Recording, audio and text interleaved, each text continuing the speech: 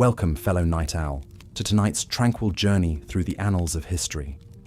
As you settle in for a restful night's sleep, I invite you to join me on a voyage back to a time long past, an age of chivalry and castles, of kings and queens ruling vast realms from atop bejeweled thrones. Before we begin our tale, I'd love to know where in the world you're tuning in from tonight and what time of day it is in your corner of the globe. Feel free to leave a comment and share. It's always a delight to see the diversity of this sleepy, history-loving community. And if you enjoy these relaxing forays into yesteryear, consider subscribing so you never have trouble sleeping or relaxing again. Now make yourself comfortable, dear friend. Perhaps you're nestled beneath soft sheets or curled up on a cozy sofa. As your eyelids grow heavy and your breath slows, let my words carry you gently back through the centuries to an era both familiar and strange, where we'll peek behind the stone walls of great castles and into the lives of those who once dwelled within. Tonight, we travel to medieval Europe, spanning from the fall of Rome in the 5th century to the Renaissance blossoming of the 15th. It was a time of faith and superstition, of plagues and progress, of conquests and crusades. Looming large over this ever-shifting landscape were the monarchs, those princes and princesses, kings and queens who claimed divine right to rule by the grace of God. From bejeweled crowns to ermine-trimmed cloaks, the royal regalia of the Middle Ages still captures our modern imaginations. When we picture the rulers of old, it's all too easy to envision them in a haze of unimaginable opulence, forever feasting and dancing, hunting and hawking, waging war and welcoming peace, draped in silks and dripping in jewels. But what was life really like for the royals of medieval Europe? How did they while away their days within the walls of sprawling castles and fortified manors, when they laid their crowned heads down to rest each night? What dreams and nightmares flickered behind their noble brows? As your own head sinks heavily into your pillow, I invite you to put yourself in their embroidered slippers for a spell. Imagine that you're a king or queen in the Middle Ages, born to a life of unimaginable privilege and power, but also one bound by duty, expectation, and tradition. Each choice you make will shape not just your own destiny, but the fate of kingdoms. So join me now, dear listener, as we tiptoe through echoing throne rooms and down torch-lit passageways, our footfalls softened by thick rushes strewn across cold stone. We'll eavesdrop on councils and ceremonies, feasts and festivals, births and betrothals. In the process, we may just discover that the royals of old were more human than the dusty pages of history might suggest. Our first stop will be the royal bedchamber itself, that most private of sanctums, where monarchs began and ended each day. As you nestle deeper into your own downy cocoon, let us draw back the heavy velvet drapes and greet the dawn as they might have, many centuries ago. Imagine, if you will, the first rays of sunlight creeping through an arrow-slit window, glinting off the gold threads of a finely wrought tapestry. A gently smouldering hearth lends the chamber a drowsy warmth, its flickering light dancing across the intricate carvings of a massive oak bed piled high with embroidered pillows and luxuriant furs. All is still, save for the measured breathing of the noble sleepers within. Before long, a gentle rapping at the door rouses the royal pair. It's the groom of the stool, that most intimate of courtiers, arriving to help the king with his morning ablutions. With great ceremony, the monarch is washed, dried, and dressed, layer upon sumptuous layer. The queen is tended to by her ladies-in-waiting, each one a high-born beauty vying for her favour. Devotions come next, as the king and queen are expected to set a pious example for their subjects. In a small private chapel, they kneel side by side to recite the morning offices, the Latin phrases well worn upon their tongues. The haze of incense and the glimmer of chalices induce an almost dreamlike state, a reminder that the right to rule is a divine mandate, and even the mightiest must humble themselves before God. But for all the ceremony, pomp, and prayer, medieval monarchs also had more worldly matters to attend to, and so, fortified by their faith, the king and queen emerged to face a day packed with courtly duties and obligations. As we've seen, despite their immense power and privilege, medieval monarchs were still very much human, with all the follies, fears, and foibles that entails. Their lives were defined as much by weighty duties as frivolous entertainments, as much by piety as politics. And perhaps no ruler better embodied these contradictions than the 12th century Queen Eleanor of Aquitaine. Born in 1122 to one of the wealthiest and most powerful families in France, the young Eleanor was the heiress to a vast domain that comprised nearly a third of the country. Beautiful, intelligent, and strong-willed, she was one of the most eligible bachelorettes in Europe. In 1137, at the tender age of 15, she wed the 17-year-old Prince Louis, heir to the French throne. It was a prestigious match, but not a happy one. The scholarly, pious Louis was ill-suited to the vivacious and worldly Eleanor. Nevertheless, when Louis's father died later that year, the teenage couple became King Louis VII and Queen Eleanor of France.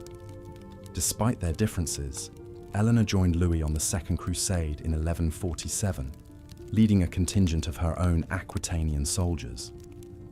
This headstrong act was rather scandalous at the time. Crusading was thought to be the domain of men, not ladies. But Eleanor was no ordinary lady. Dressed in armor and mounted on a white horse, she cut a striking figure on the march to the Holy Land. Unfortunately, like most crusades, it ended in disappointment. The Christian armies failed to retake Jerusalem and returned home in defeat. The crusade only widened the rift between Eleanor and Louis.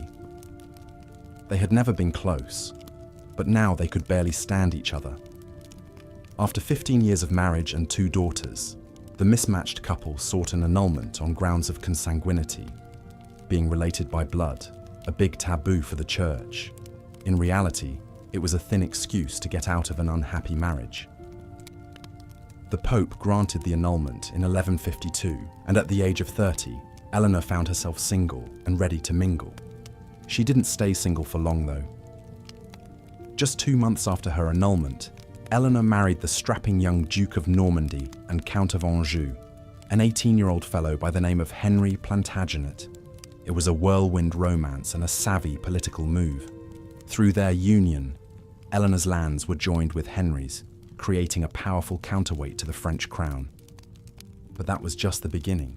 When Henry's cousin King Stephen of England died in 1154, Henry pressed his claim to the English throne and became King Henry II, with Eleanor as his queen. At a stroke, the couple now ruled a vast empire that stretched from Scotland to the Pyrenees, the so-called Angevin Empire. Over the next 13 years, the fertile Eleanor would bear Henry 8 children, 5 sons and 3 daughters, including the future kings Richard the Lionheart and John Lackland of Magna Carta fame. However, all was not wedded bliss for the royal couple. Like Eleanor's first marriage, her second union was marked by conflict and strife. Henry was a serial philanderer, openly taking mistresses and siring illegitimate children. He was also a domineering and often cruel husband, restricting Eleanor's movements and limiting her authority. The fiercely independent Eleanor chafed at such treatment, and the marriage deteriorated into a Cold War. Things came to a head in 1173 when Eleanor's sons, prodded by their mother, rebelled against Henry in a bid for power. It was the ultimate dynastic betrayal. But the revolt sputtered out, and Henry took his revenge. He captured Eleanor and imprisoned her for the next 16 years, locking her away in various royal castles. Her sons fared little better. Henry's namesake, the young king, died of dysentery while leading a rebellion in 1183.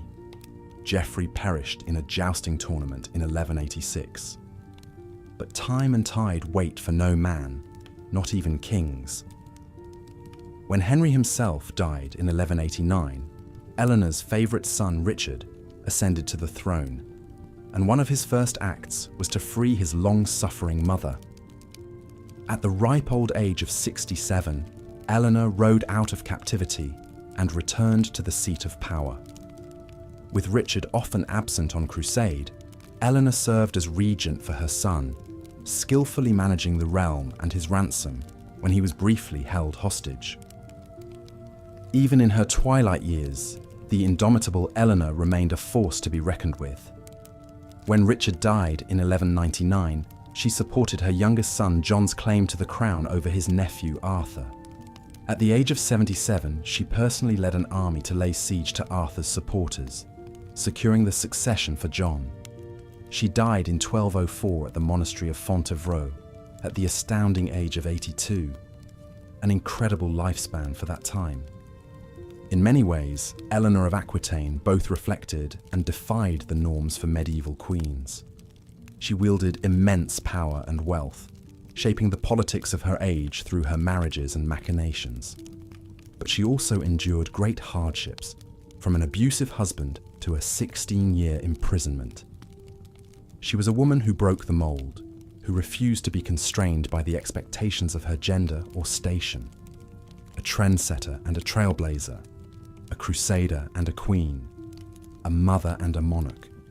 Eleanor's extraordinary life reads like something out of an epic novel. Yet her story is no fiction, but rather a testament to the complex realities of life for medieval royalty. The power and the privilege, the duty and the domesticity, the piety and the politics, all were part and parcel of the royal experience. Eleanor embodied these contradictions perhaps more than any other, navigating them with savvy and tenacity. Her legacy continues to loom large, captivating the imagination of historians and novelists alike. As we explore the lives of other notable rulers like Eleanor, a rich tapestry of medieval monarchy emerges. A world of decadent feasts and pious fasts, of grand castles and grander cathedrals, of arranged marriages and courtly love affairs. A world where reputation was everything and dynasty was destiny, where the crown was both a blessing and a burden. In short, a world at once strangely alien and strikingly familiar. Perhaps that is why peering into the private lives of medieval kings and queens continues to fascinate us. It offers a window into a lost world, a glimpse of humanity beneath the crowns and coronets. In their triumphs and tribulations, their vices and virtues, we see reflections of ourselves across the ages. And in that sense, their stories become our stories, their history becomes our heritage. So as we conclude our journey through the rarefied realm of medieval royalty, let us take a moment to ponder the lessons their lives can teach us. The perils of power, the burdens of privilege, the weight of expectation, but also the enduring human capacity for resilience, for reinvention, for leaving a mark on history. For in the end, though they may have worn crowns and sat on thrones, they were still flesh and blood, still fallible and mortal, just like you and me. And on that note, dear listener, it is time for us to bid farewell to the gilded courts and candlelit halls of ages past. May your dreams be filled with visions of mighty castles and fair maidens, of brave knights and wise kings. And may you awake refreshed with a newfound appreciation for the royalty of old and the humanity in us all. Until next time, I bid thee good night and sweet dreams. With the founding of the Order of the Garter, Edward III set a new standard for the pageantry and chivalric ideals that would come to define royal life in the late Middle Ages. This prestigious order of knighthood, with its elaborate ceremonies, grand feasts, and distinctive emblem of a blue garter, epitomized the pomp and majesty that medieval monarchs sought to cultivate. As we've seen, Edward and his Queen Philippa presided over a splendid court culture at Windsor Castle, surrounding themselves with the greatest artists, poets, and musicians of the age. But amidst all the grandeur and revelry, medieval rulers were also expected to embody a deep and abiding piety. Religion suffused every aspect of life in the Middle Ages, and this was especially true for monarchs who ruled by divine right. A king or queen was seen as God's anointed representative on earth, entrusted with leading their people, not only in matters of state, but in spiritual affairs as well. As such, medieval royalty were held to the highest standards of moral rectitude and religious devotion. A typical day for a medieval monarch would begin with morning mass in their lavish private chapel, attended by a retinue of priests and clerics. Kings and queens would spend long hours in prayer, offering supplications for the well-being of their realm and the salvation of their immortal soul. The Book of Hours, a richly illuminated devotional text, was a prized possession of many royals who would pore over its gilded pages in quiet contemplation. The religious calendar also dictated much of the rhythm of courtly life. The liturgical year was punctuated by a series of holy feasts and fasts that all members of the royal household were expected to observe. Lent, in particular, saw the royal diet restricted to very simple meatless meals in emulation of Christ's 40 days in the wilderness. But it was during the great celebrations of Christmas and Easter that the piety and majesty of medieval monarchy reached its fullest flower. The king or queen would preside over magnificent ceremonies in the great cathedrals, wearing their finest regalia and crowns. Amid clouds of incense and the chants of massed choirs, they would take communion before their assembled subjects, affirming their role as the ultimate spiritual authority in the land. This public display of piety was immensely important for cultivating the aura of sanctity and righteousness that medieval rulers depended on to legitimate their earthly power. By publicly venerating saintly relics, endowing monasteries and churches, and even embarking on holy pilgrimages and crusades, kings and queens sought to reinforce their image as the godly stewards of Christian society. Perhaps no one embodied this ideal of the pious medieval monarch more fully than Louis IX of France, known to history as Saint Louis. Renowned for his devout faith and austere lifestyle, Louis was a king who fasted regularly, wore a hair shirt under his royal robes as a sign of penance, and even invited the poor to eat at his table. He embarked on 2 ultimately disastrous crusades to the Holy Land, dying of dysentery on the second venture in Tunisia. But his reputation for saintliness only grew, and he was canonized by the Catholic Church just 27 years after his death. Of course, not all medieval rulers lived up to such lofty ideals. For every St. Louis, there was a king like Henry VIII of England, who famously broke with the Catholic Church in order to divorce his first wife, and went on to marry 5 more times. The notorious Pope Alexander VI, who reigned during the Renaissance, openly acknowledged his illegitimate children and was accused of turning the Vatican into a den of depravity. But for most medieval monarchs, piety and prayer remained an essential part of their daily lives and public personas. In an age when the line between the sacred and the secular was thin indeed, kings and queens were expected to bridge that divide, serving as both the temporal and spiritual leaders of their people. It was a weighty responsibility, and one that could take a toll even on the most devout of rulers. The great Carolingian emperor Charlemagne, who ruled much of Western Europe in the 8th and 9th centuries, was said to have wept with emotion as he took communion on his deathbed. So acutely did he feel the burden of his sins and the immensity of his role as God's vice-regent on earth. For the medieval monarchs who bore this sacred mantle, the glittering trappings of royal life, the sumptuous banquets, the silk-draped beds, the fawning courtiers, were perhaps a welcome distraction from the weighty matters of the soul that occupied so many of their waking hours. In the flickering candlelight of the royal chapel, as the king or queen knelt in prayer before the altar, the outside world, with its earthly cares and pleasures, must have seemed far away indeed. As we contemplate these long-ago rulers in their private moments of piety, we are reminded of the deeply human dimension of even the most exalted lives. Behind the crowns and scepters, the ermine-trimmed robes and the soaring rhetoric, medieval monarchs grappled with the same eternal questions that have always haunted the human heart. Questions of meaning, mortality, and the yearning for connection with the divine.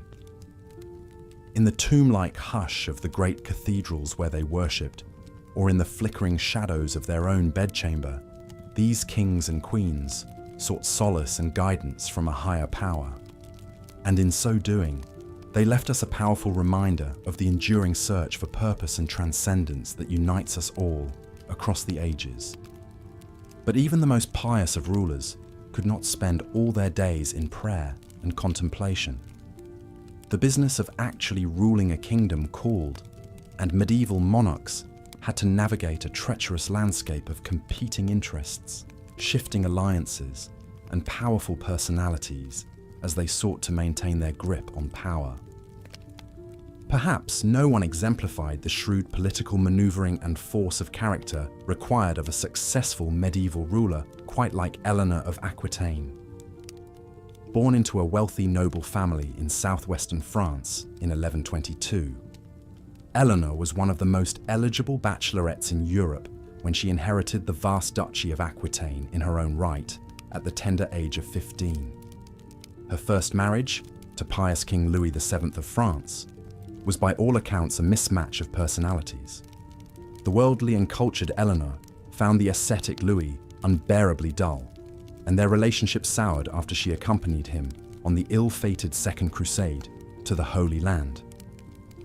The expedition was a disaster, and rumours swirled that Eleanor had carried on an affair with her uncle, the dashing Raymond of Poitiers, while encamped in the shadow of the great walls of Antioch. When the royal couple returned to France, their marriage was effectively over, and in a shocking move for the time, the Pope granted Louis an annulment on the grounds of consanguinity, being too closely related.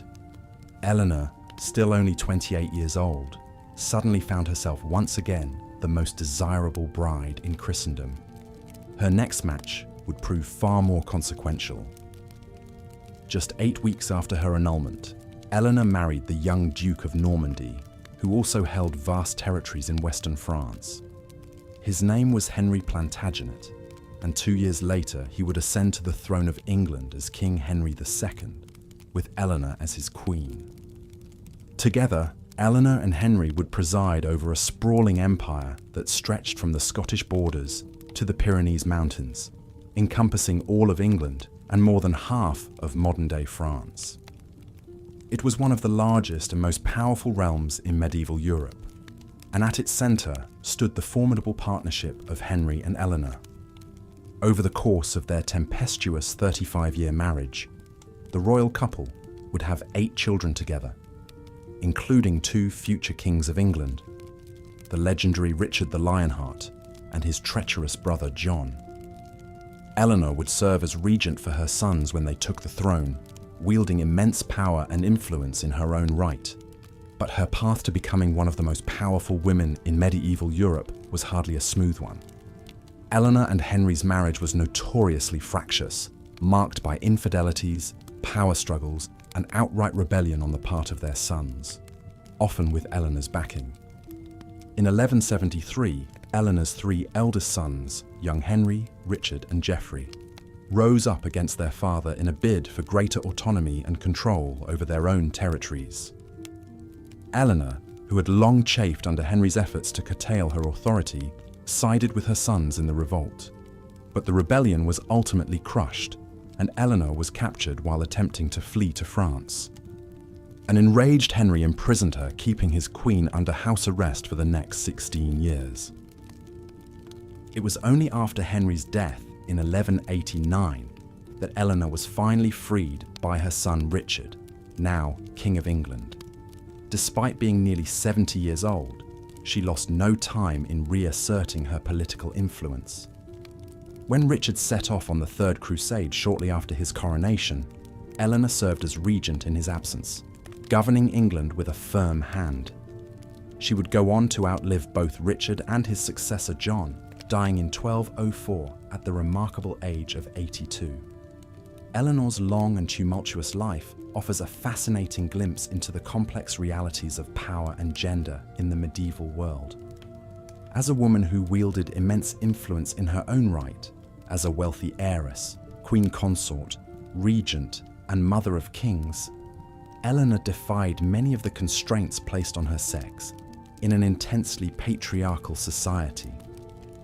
But her story also underscores the precariousness of even the most exalted woman's position in medieval society. For all her wealth and influence, Eleanor was still ultimately subject to the will of the men around her. First her husbands, then her sons. Her imprisonment at Henry's hands serves as a stark reminder of the limits of female power in a world where kings still ruled supreme. And yet, Eleanor's enduring fascination for historians and storytellers alike suggests that her legacy transcends the simple trappings of royalty or the constraints of her gender. In many ways, she embodies the restless, questing spirit of an age, a time when the old feudal order was giving way to a new world of courtly romance, chivalric ideals, and the first stirrings of individualism.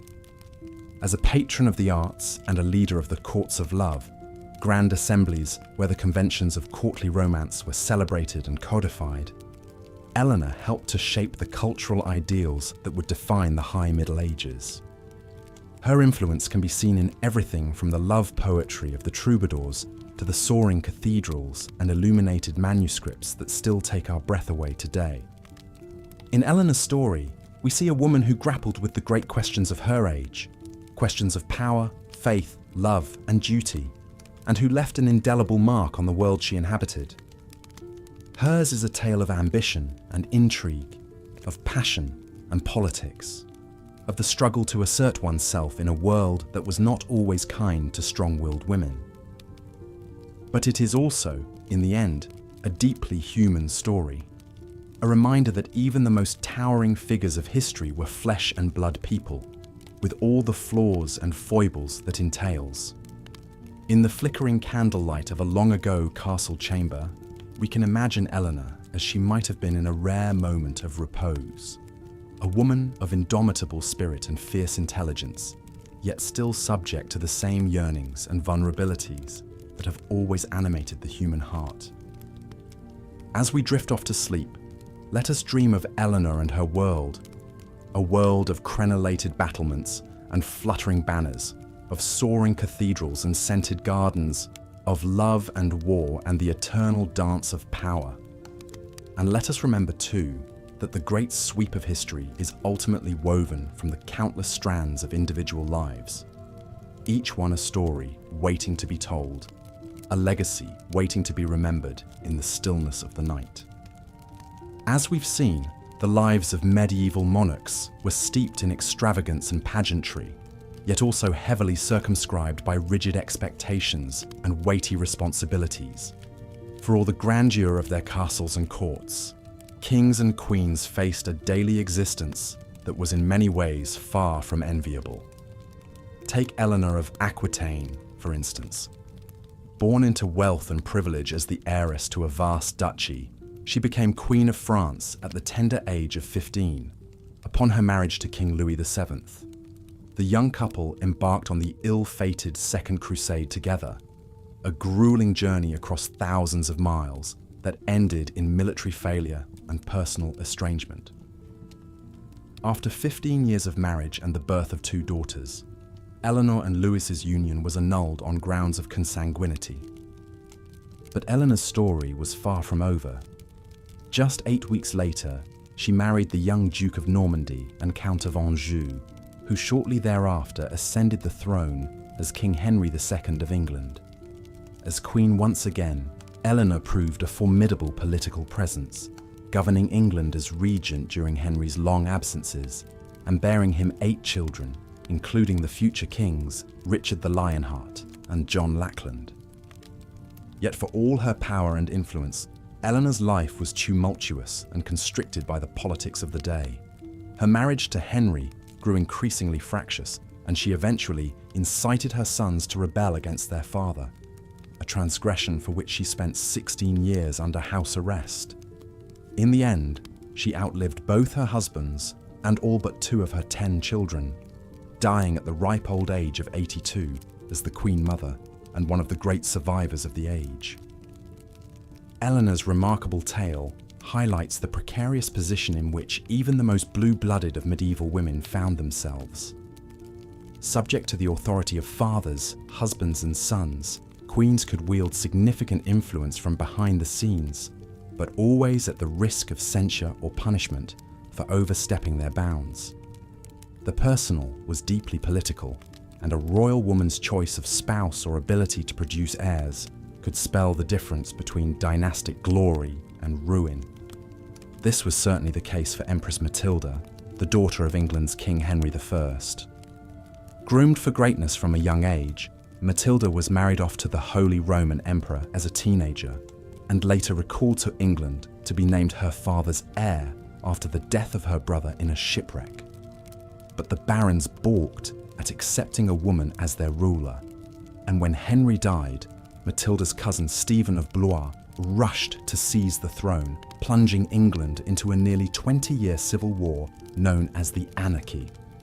Matilda fought fiercely for what she saw as her birthright, rallying troops to her cause, and even escaping a castle under siege by being lowered down the walls in a coffin.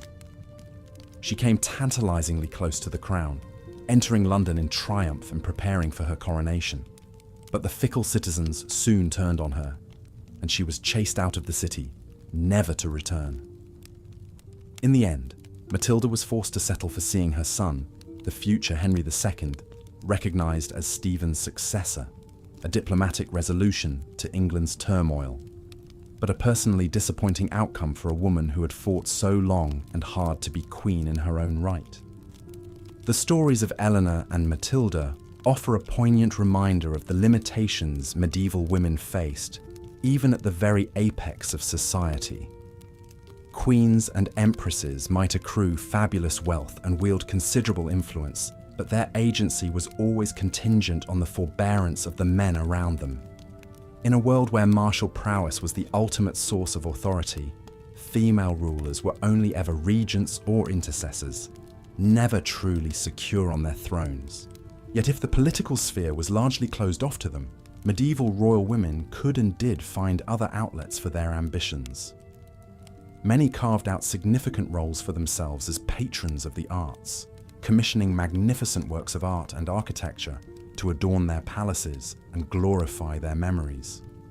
Eleanor of Aquitaine was a noted sponsor of troubadours and poets, presiding over a glittering court culture that helped define the early medieval vogue for courtly love. Other queens took a more active role in the religious life of their realms, founding abbeys and monasteries, going on pilgrimages, and even leading crusades, as Eleanor did alongside her first husband. The church offered a rare space where royal women could exercise a degree of autonomy and spiritual authority, even as it relegated them to a subordinate position in the social order. Of course, not all medieval monarchs were as outsized characters as Eleanor or Matilda. For every ruler who left an indelible mark on the historical record, there were scores more who lived and died in relative obscurity, their names recorded only in dry chronicles and faded pedigrees. These forgotten sovereigns may not have shifted the course of nations, but their experiences too are crucial for understanding what life was like for royalty in an age far removed from our own. Consider, for instance, the daily routine of an average medieval king. Although we might think of royal schedules today as jam-packed with court ceremonials, diplomatic engagements, and affairs of state, the reality in medieval times was often considerably more slothful. While the typical day would open with mass at dawn, and perhaps some dispensation of justice or audiences with courtiers, Many monarchs spent long stretches in sybaritic ease, drifting from banquet to hunt to gaming table in a haze of idle pleasure-seeking. Writing in the 12th century, the chronicler Walter Map described a royal feast with more than a hint of moralistic judgment. In the midst of wanton joys and unbridled pleasures, with jesters and minstrels, dishes and delicacies fit for kings, dancers and jugglers, all shame was cast aside, all modesty abandoned, and day was turned into night by the torches' flare, and the air resounded with shouts and acclamations. Behind the bluster, one can detect a very human vulnerability. For all their license to indulge in feasts and frivolities, medieval monarchs were expected to live up to nearly impossible ideals of nobility, piety, and honor. They were supposed to be generous patrons, fierce warriors, wise judges, and unimpeachable moral examples, all while navigating the treacherous currents of court politics and dynastic rivalry.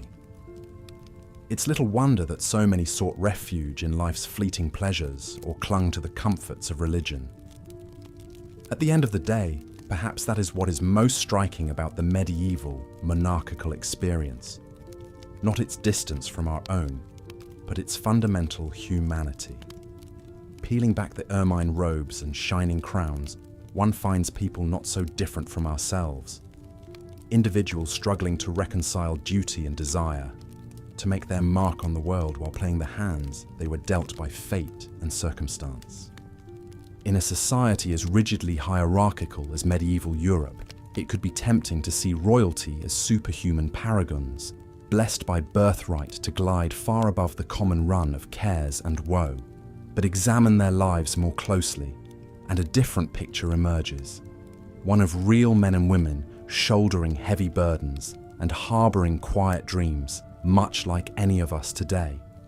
So, when next you settle down for the night and close your heavy eyes, spare a thought for those long ago kings and queens whose stories have drifted down to us through the ages.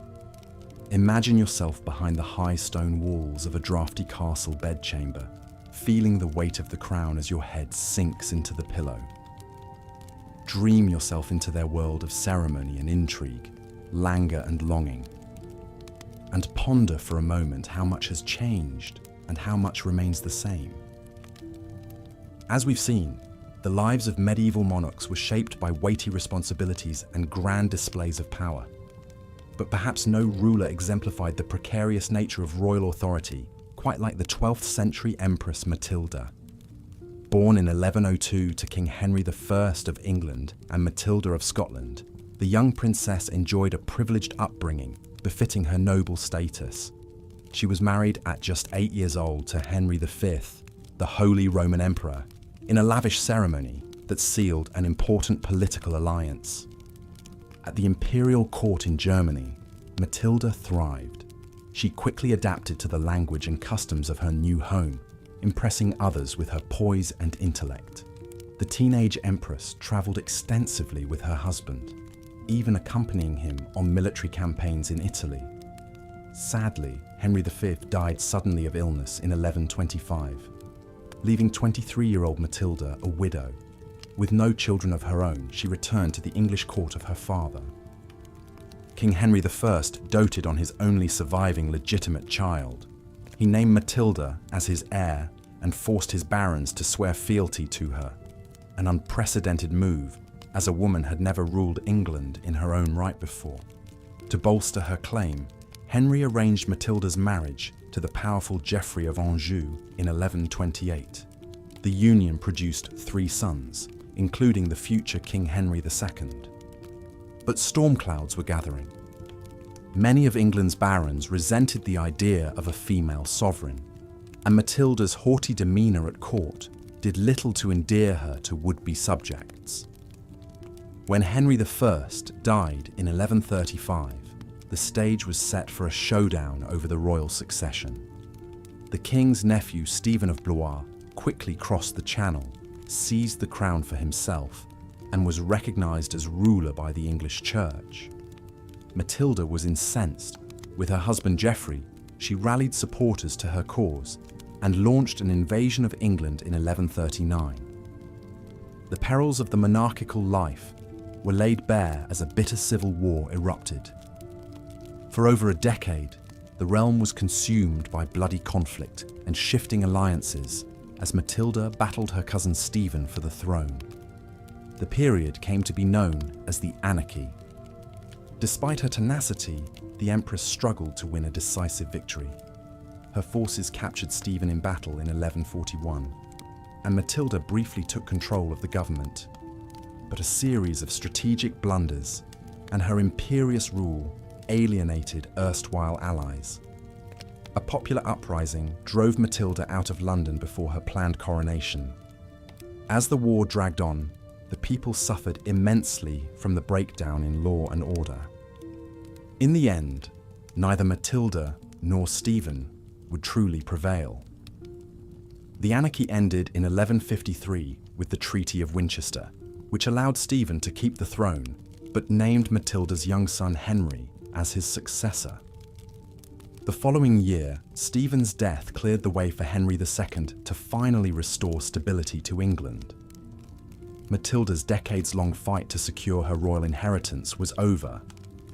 The dramatic saga of the Empress Matilda illustrates the reality that even the most privileged royal existence could be disrupted by political turmoil. Matilda was born into power and groomed for greatness, but her sex and stubborn personality ultimately hindered her path to the crown. While she never ruled in her own name, Matilda's lifelong quest to secure the throne laid the foundation for the Plantagenet dynasty that would dominate England for over 300 years. Throughout the Middle Ages, royals like Matilda were expected to serve as beacons of culture and learning for their people. In an era when access to education was limited mostly to the wealthy and religious orders, medieval monarchs played an outsized role in fostering the arts and sciences. Kings and queens would wield their vast resources as patrons, supporting the work of scholars and artisans in a grand show of power and prestige. Few things demonstrated the cultural clout of a ruler like commissioning magnificent works of architecture. Soaring cathedrals and imposing castles served as awe-inspiring tributes to both God and king. The Gothic style that flourished in the 12th to 16th centuries was characterized by pointed arches, flying buttresses, intricate sculptures, and luminous stained glass. All technical marvels requiring vast teams of skilled masons, glassworkers, and artisans to build. Take one of the most iconic examples, France's Chartres Cathedral. The bulk of this stunning church was erected between 1194 and 1250 during the reigns of Philip II, Louis VIII, and Louis IX. Its towering 112-foot stone vaulted ceiling, 176 stained glass windows, and ornate royal portal were all cutting-edge innovations for the time.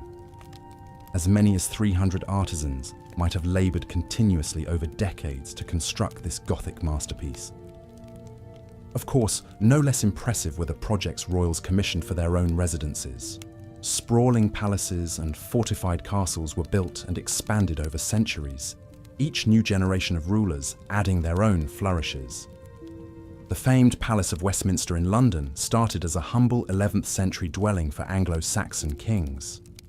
But by the time Richard II began rebuilding it in 1394, the palace boasted a magnificent great hall, separate royal apartments, and defensive walls enclosing over 10 acres along the River Thames. Inside their stately homes, medieval monarchs surrounded themselves with beauty. Tapestries were the ultimate status symbol. Incredibly expensive to create, they added warmth, colour, and storytelling to drafty stone halls. Kings from Charlemagne to Henry VIII amassed vast collections of ornate tapestries, like the 14th century Apocalypse series, spanning 472 feet in length. Illuminated manuscripts, paintings, frescoes, silk cushions, and silver plate rounded out the sumptuous decor. But royal patronage extended far beyond the visual arts. Poets, playwrights and musicians could gain fame and fortune in the orbit of the court. Rulers sponsored lavish performances and competitions and hired the most renowned creator of the day as official court composers. One could trace the evolution of secular music through luminaries like Guillaume de Machaut, who served John the Blind, King of Bohemia in the 1300s. Perhaps one of the most enduring forms of cultural patronage practiced by medieval monarchs was the founding of universities and libraries. From the 1100s onward, a ruler's prestige became tied to how many scholars they could attract and institutions they could endow. The universities of Oxford, Cambridge, and the Sorbonne all had royal patrons. Vast collections amassed in places like the Library of the Louvre made Paris a capital of learning. By supporting the dissemination of knowledge, royals hoped to glorify God and their own reputations. Of course, not all cultural projects were so high-minded. Entertaining the court was a major preoccupation, and some rulers gained fame for their lavish festivities that went on for days. One particularly notorious example was the so-called Bal des Ardents, or Ball of the Burning Men, held by the French Queen Isabeau of Bavaria in 1393. For this wild masquerade, King Charles VI and several lords dressed up as wild men, in costumes of linen soaked with resin for a hairy effect. When the king's brother approached with a torch, the highly flammable outfits caught fire. Several men were burned alive, though the king was saved by the quick actions of his young aunt. The night's gruesome turn was considered an ill omen, foreshadowing Charles VI's later bouts of madness. Such tragedies aside, the cultural legacy left by medieval royalty is undeniable. The period marked a flowering of creativity and learning, with rulers leading the way as patrons. By commissioning magnificent buildings, art, and institutions of knowledge, kings and queens hoped to achieve a kind of immortality beyond their own reigns. And for we moderns peering back through the centuries, these tangible remnants of royal lives help bring a long-ago era into vivid focus. While it can be tempting to romanticize the pageantry and luxury of medieval royalty, the day-to-day reality for even the most powerful rulers was often quite constrained. The famous axiom, uneasy lies, the head that wears a crown, captures the suffocating pressure and isolation that could characterize life at the very top of the hierarchy. Even for anointed monarchs, there was little privacy or personal freedom. A royal's daily existence revolved around ritual, with each hour stipulated by religious services, official ceremonies, court functions, and prescribed leisure activities. Every action was governed by strict protocol and etiquette, from how lowly servants could approach them to what dishes could be served at a banquet. And a sprawling entourage of attendants, courtiers, and guards meant a king or queen was rarely, if ever, truly alone. Consider the claustrophobic conditions of King Charles VI of France, who reigned from 1380 to 1422. From childhood, Charles was monitored constantly, his tutors and minders tracking his every movement and conversation. He had to make a formal entreaty to the royal council for permission to visit his wife in another castle. His descent into madness as an adult only tightened the net of supervision around him. Though sovereigns wielded vast power in theory, they were often constrained by webs of tradition and aristocratic power in practice. Running a realm required keeping landed nobles happy, which meant granting them the right offices, marriages, and honours at court. And before the rise of professional bureaucracies, kings relied on their great magnates to carry out everything from collecting taxes to fielding armies, giving them immense leverage. Those who failed to placate their noble subjects could face dire consequences. The Barons' Wars of the 2600s England saw King Henry III taken hostage by a rogue confederation of lords after they felt he had slighted their ancient rights and privileges. Henry was forced to accept reforms limiting royal authority and giving more power to a council of nobles. The crown's dependence on the goodwill of aristocrats was laid bare. The most intimate aspects of a ruler's life were dictated by politics as well. Marriages, especially for women, were almost always arranged with diplomatic aims in mind. Kings and queens were seen as valuable pieces on the dynastic chessboard, used to seal alliances or territorial claims. The wishes of the betrothed were rarely a factor. Princes and princesses often met their new spouses for the first time at the altar. Once wed, a royal couple's chief duty was to produce heirs to continue the dynasty. This pressure was especially intense for women, whose worth was often measured by their fertility. The 15th century Margaret of Anjou endured 7 years of marriage to King Henry VI, without conceiving before finally giving birth to a son, Edward. But when the long-awaited prince was disinherited amid the Wars of the Roses, Margaret transformed into a fierce warrior, leading armies into battle on his behalf. Of course, not all royal marriages were cold political alliances. The great love story of Edward I and Eleanor of Castile in the 1200s is documented in adoring letters that capture their mutual affection. And the 14th century saw the reign of the princes in the Tower, the devoted Edward II and his friend Piers Gaveston, who shared an emotional and perhaps romantic bond. But even these relationships played out on a public stage, subject to the scrutiny of courtiers. Despite the immense privilege of their rank, royalty sacrificed much of their personal autonomy. The crown's seclusion also meant a formal distance from their subjects. Glimpses behind the carefully controlled facade, like Henry VI's melancholic breakdowns or Edward II's grief over the death of Gaveston, reminded the realm of the humanity of their rulers. But more often, what people saw, and what history records, is the public persona of an exalted but inaccessible figure. In the end, perhaps the greatest constraint on a medieval monarch was an unrelenting pressure to measure up to the lofty ideals of the role. Kings were to be paragons of justice, founts of honor, defenders of the church. Queens should be models of beauty, virtue, and piety. They must appear strong but merciful, dignified but generous. And through their patronage and conquest, they had to build a worthy legacy for the ages. Imagine the weight of these expectations on even the most high-born shoulders. Peering back through the mists of time, one almost sees the glittering mask of royalty slip aside, revealing the all-too-human faces beneath the crowns. The bejeweled robes and heraldic banners cannot conceal the cares and passions of people like any other. People who laughed and wept and raged between the grand ceremonies and stately portraits. As the velvet curtains of history fall closed on the pageant of medieval royalty, perhaps this is what lingers in the imagination. Not just the majestic castles and opulent treasures, but the individual men and women who bore the lonely burden of rule. While monarchs' lives were in many ways impossibly distant from our own, to empathize across the ages is to sense an inner world that was achingly familiar, whether crowned or common-born. Good night, and may your dreams be graced by the gilded shadows of yesteryear, the regal phantoms who, for all their legendary deeds and outsized renown, were still souls much like you or I.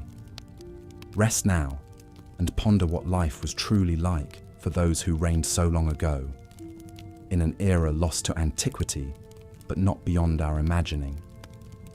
Until next time, fare thee well, my royal dreamer. Continuing from where we left off, let us delve deeper into the remarkable life and times of Eleanor of Aquitaine, a woman who shaped the course of history in medieval Europe. Born in 1122, Eleanor was the daughter of William X, the wealthy and powerful Duke of Aquitaine. From a young age, she was groomed for greatness, receiving an education befitting a future queen.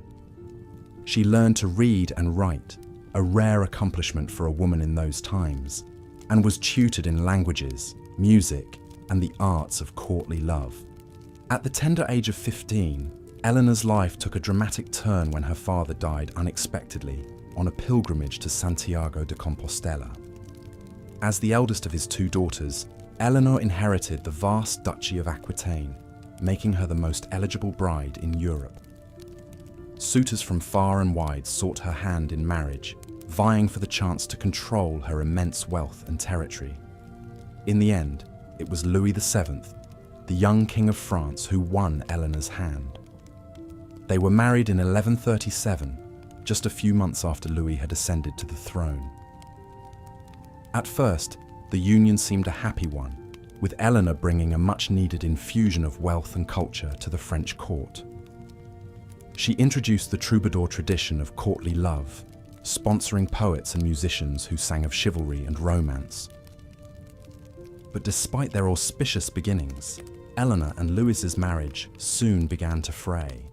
Eleanor was a strong-willed and independent woman, accustomed to ruling her own lands. She chafed at the restrictions placed on her by the conservative French court and the pious Louis, who disapproved of her extravagance and worldly ways. Matters came to a head in 1147, when Louis announced his intention to lead the Second Crusade to the Holy Land. Eleanor, ever the adventurer, insisted on accompanying him, along with a retinue of her ladies and troubadours. The crusade was a disaster, with the French army decimated by disease and the harsh desert conditions. Rumors swirled that Eleanor had engaged in an affair with her uncle, Raymond of Poitiers, the Prince of Antioch, further straining her relationship with Louis. Upon their return to France, the royal couple's estrangement was complete. After 15 years of marriage and 2 daughters, they sought an annulment on the grounds of consanguinity, as they were third cousins. The annulment was granted by Pope Eugene III, and Eleanor was once again free to marry. Her choice of husband this time would have even more profound consequences. Just 8 weeks after her annulment, Eleanor married Henry Plantagenet, Duke of Normandy and Count of Anjou, who stood to inherit the English throne. Their union created a vast empire that stretched from the Scottish border to the Pyrenees, and would eventually give rise to the Plantagenet dynasty that ruled England for more than 300 years. As Queen of England, Eleanor proved a formidable consort to Henry II. She bore him 8 children, including 5 sons, and served as regent when Henry was away on campaign. She continued to patronize the arts and learning, and is credited with establishing the Court of Love at Poitiers, where troubadours and poets gathered to debate the finer points of courtly romance. But Eleanor's relationship with Henry, like her marriage to Louis, was tempestuous. Henry was a notorious womanizer, fathering numerous illegitimate children, and the couple often quarreled over matters of state.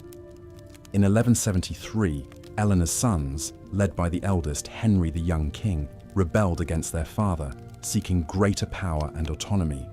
Eleanor supported her sons in the revolt, which ultimately failed.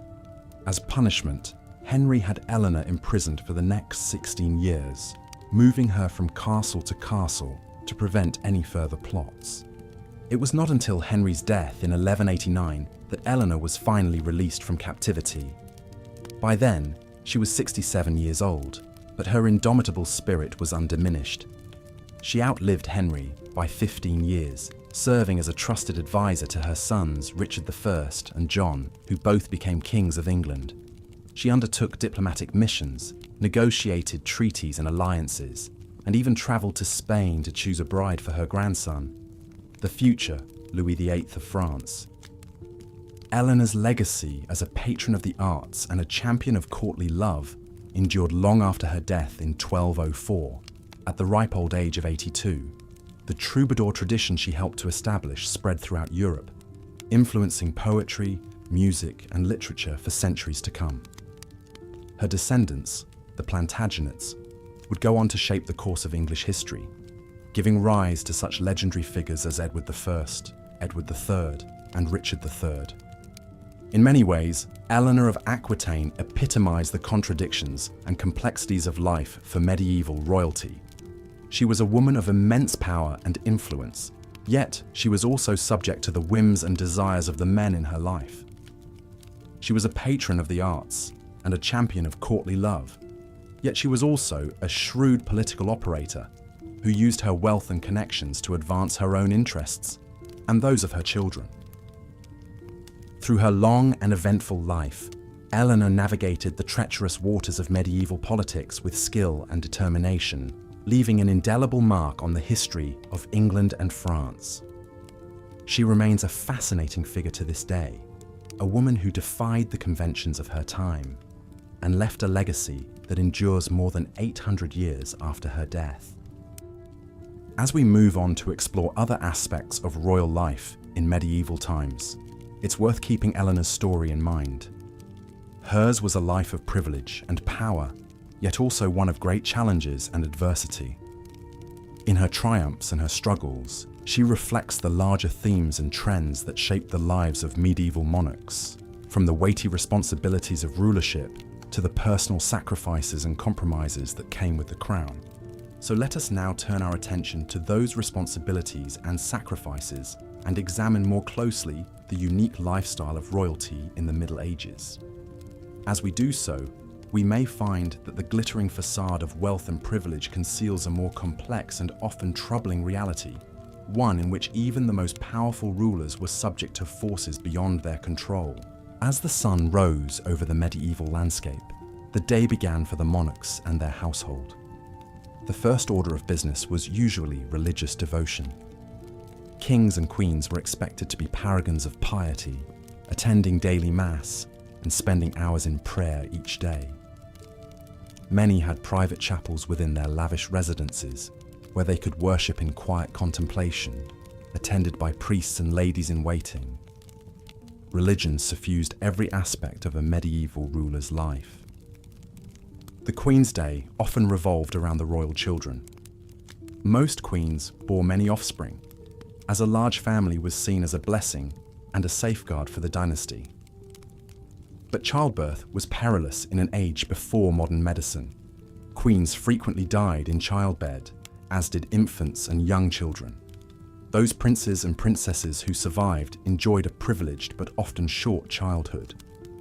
Royal children were usually raised separately from their parents, in a different part of the palace or even a separate residence altogether. There, they were tended to by an extensive staff of nurses, tutors, servants, and companions.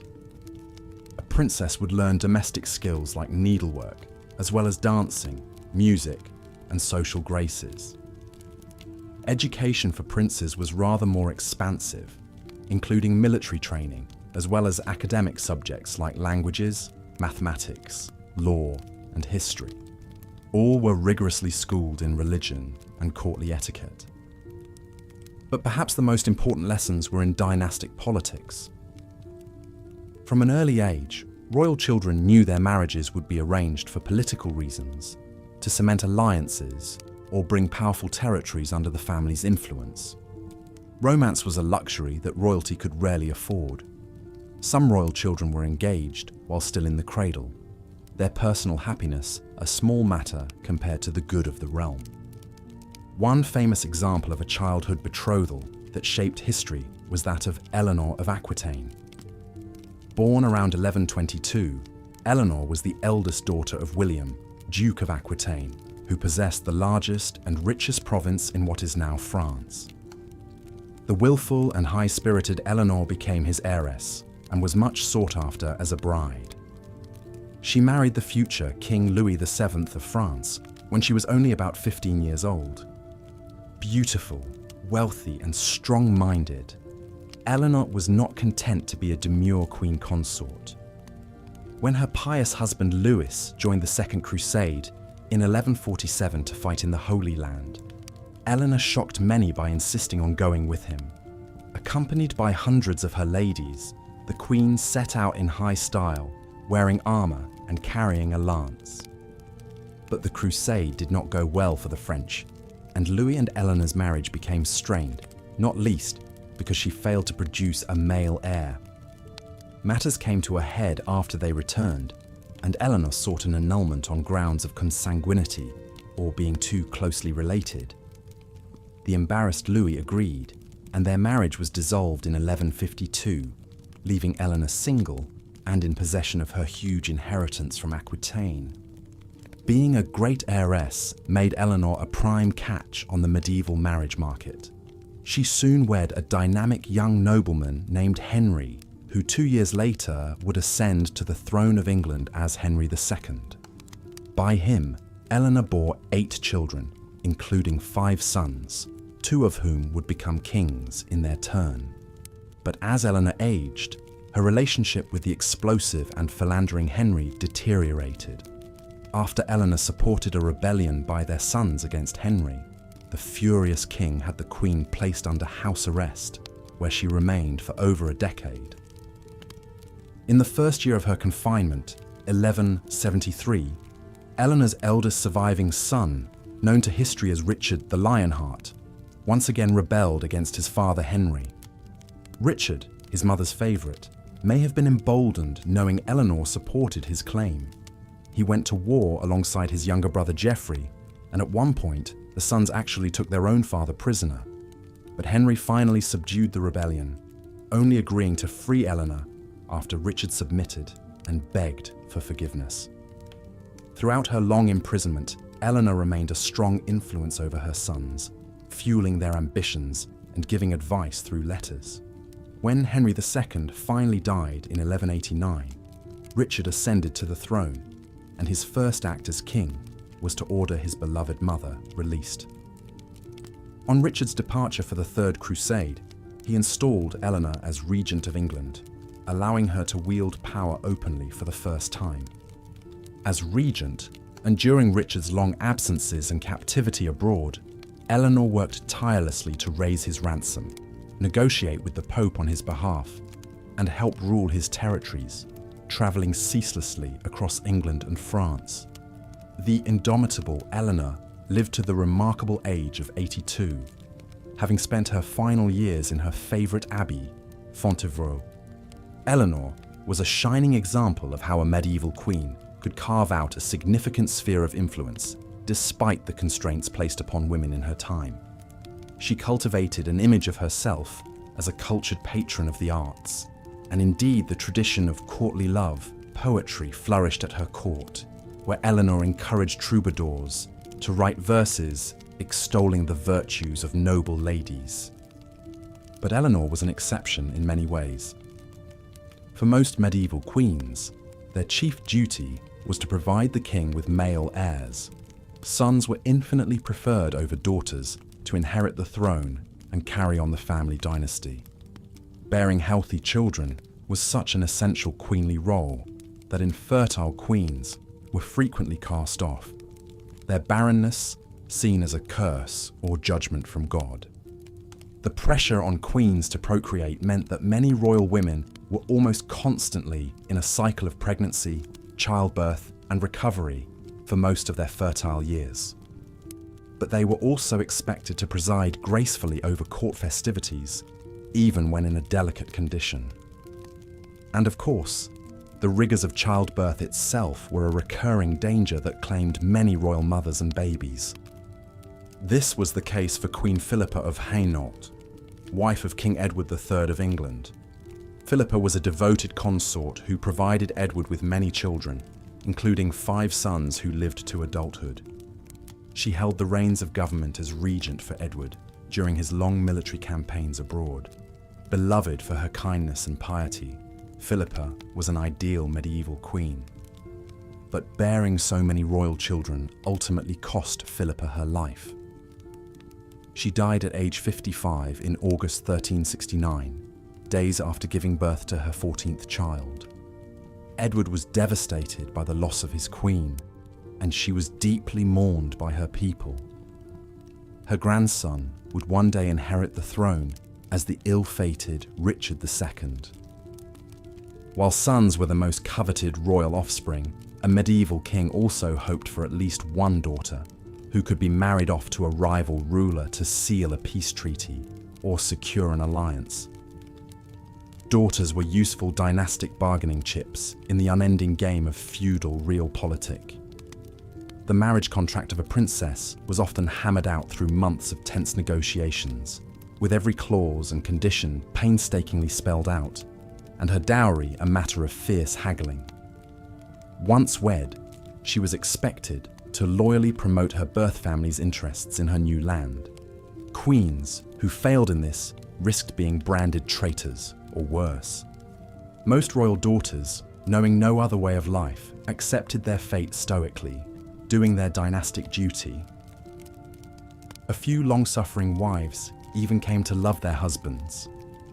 But many led isolated and unhappy lives in a foreign court, far from home, valued only for their wedding dowry and reproductive capacity. So for a royal bride, whether negotiating her betrothal or navigating the intrigues of a new court, the best ally she could find was often her own mother.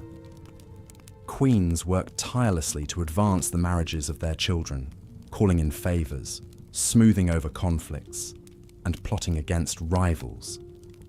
Once a queen's daughter was safely delivered to her husband, she strove to keep up a regular correspondence, sending letters full of news, advice, and warnings. A royal mother's counsel was often her daughter's greatest asset, as she tried to find her footing in an unfamiliar court. This special bond between queens and princesses was one of the most important relationships in the medieval world. Empress Matilda was one royal daughter who could have used her mother's guidance. Matilda was born in 1102 to King Henry I of England and his wife Matilda of Scotland. The young princess lost her mother at age 7, leaving her open to the machinations of her father. When Matilda was only 8 years old, King Henry arranged her betrothal to the powerful Holy Roman Emperor Henry V, who was more than 15 years her senior. The little princess was sent to Germany in 1110 to be raised at her future husband's court, where she was educated as befitted an empress to be. The imperial couple married in 1114, despite the bride only being 12 years old. As Empress of the Holy Roman Empire, Matilda seemed destined for greatness. But her husband died in 1125 after only 11 years of marriage. The widowed Matilda, still only 23, was suddenly left without a clear role. She had failed to bear the emperor a child, and his successor had no use for her. With few options, Matilda was forced to return to the court of her father, King Henry. Matters became more dire for Matilda when her younger brother, Henry's only legitimate son, drowned in the disastrous White Ship disaster of 1120. Suddenly, Henry had no clear heir, and many of his barons were uneasy at the thought of a woman inheriting the throne. But Henry forged ahead with his plan. The determined King Henry forced his barons to swear an oath to accept Matilda as his heir. He then arranged a second marriage for the reluctant Matilda, this time to the 13 years younger Geoffrey of Anjou. It was a tempestuous match, with the arrogant Matilda and proud Geoffrey frequently quarrelling. But the power couple eventually came to terms and had 3 sons. When Henry I died in 1135, it seemed that Matilda's path to the English throne was clear, with Geoffrey acting as her consort and protector. But many of the barons went back on their oath to Henry, and the throne was instead claimed by Henry's charming nephew, Stephen of Blois. Matilda was outraged at being passed over. She rallied troops and supporters, leading them in an invasion of England in 1139. Matilda captured Stephen in battle in 1141, and for a few months actually ruled in London as Lady of the English. But her haughty demeanour alienated the citizens, and she was soon forced to flee as Stephen's allies rallied. The resulting civil war and breakdown of royal authority as Stephen and Matilda's factions vied for control became known as the Anarchy. For nearly 20 years, the two rivals continued to struggle and maneuver for advantage as the kingdom erupted in bloodshed and chaos. Contemporary chroniclers lamented that Christ and his saints slept as the war dragged on. Finally, in 1153, the exhausted parties reached a compromise called the Treaty of Winchester. Stephen would remain as king for the rest of his life, with Matilda's son Henry named as his heir. The following year, Stephen died, and the 21-year-old Henry ascended the throne as Henry II, beginning a new era for England. Matilda herself retired quietly to Normandy, where she died in 1167 at age 65, knowing she had fought like a lioness to put her son on the throne. In the end, she lost her long struggle to be queen in her own right. But through her descendants, including the formidable Henry II and celebrated Richard the Lionheart, Matilda left a towering legacy over the English monarchy for generations to come. The saga of Matilda and Stephen demonstrates how uncertain even a seemingly ironclad royal succession could become in the chaos of the Middle Ages. With life expectancy so much lower than today, the death of a king could plunge a realm into disarray if the heir was too young, absent, or disputed. Queens like Eleanor of Aquitaine and Empress Matilda, who lived long enough, could wield great influence as queen mothers and regents for underage sons. Matilda's daughter-in-law Eleanor of Aquitaine was especially skilled at using her power behind the throne to steer events, even dominating the royal court for a time. But such a prominent role for women was the exception rather than the rule in the deeply patriarchal society of medieval Europe. Women, even royal ones, were meant to be submissive, pious, and decorous, modeling the virtues of the ideal courtly lady. Those queens who openly flouted these expectations, asserting themselves too strongly into the male spheres of governance and warfare, frequently met with criticism and censure. Chroniclers denounced them as unnaturally ambitious viragos overstepping their proper womanly role. This was the case with Queen Isabella of France, wife of Edward II of England. Isabella, beautiful and clever, despised her ineffectual, pleasure-loving husband and his male favourites, who held undue influence at court. In 1325, Isabella fled to France, where she took a lover, the ambitious nobleman Roger Mortimer. The scandalous pair gathered an invasion force and attacked England, capturing the hapless Edward and forcing him to abdicate in favour of his teenage son, Edward III. Edward II soon died in captivity, almost certainly murdered on the orders of Isabella and Mortimer. The pair then ruled openly as regents, their brazen affair an open secret. But young King Edward chafed under his mother's thumb. In a palace coup, he arrested Isabella and put her lover Mortimer on trial. The Queen was spared execution and allowed to retire with dignity to a comfy exile. Mortimer, however, was promptly hanged as a traitor. Isabella's story is a cautionary tale of how even powerful queens could swiftly fall from grace if they failed to maintain the proper image of virtuous femininity. In the harsh world of medieval politics, royals danced on a razor's edge, where one wrong move could mean disgrace or death. When those missteps involved queens and their lovers, the scandal was especially juicy to royal watchers. By the later Middle Ages, most kings had resigned themselves to their wives taking discreet lovers, so long as they were reasonably cautious and bore the king's children. Of course, kings themselves frequently strayed with mistresses. It was practically expected for lusty royal husbands. Henry II of England, Eleanor of Aquitaine's spouse, famously kept a whole string of mistresses, most notably the fair Rosamond, the comely young daughter of a knight. Henry ensconced his beloved Rosamond in a sort of love nest, a picturesque bower at the centre of a hedge maze at his park in Woodstock. According to legend, a jealous Queen Eleanor eventually found a way into the labyrinth and confronted her nubile young rival, offering her the choice of a dagger or a cup of poison. The tale's ominous implication of murder only added to the fair Rosamond's romantic mystique. The reality, as usual, was doubtless more prosaic.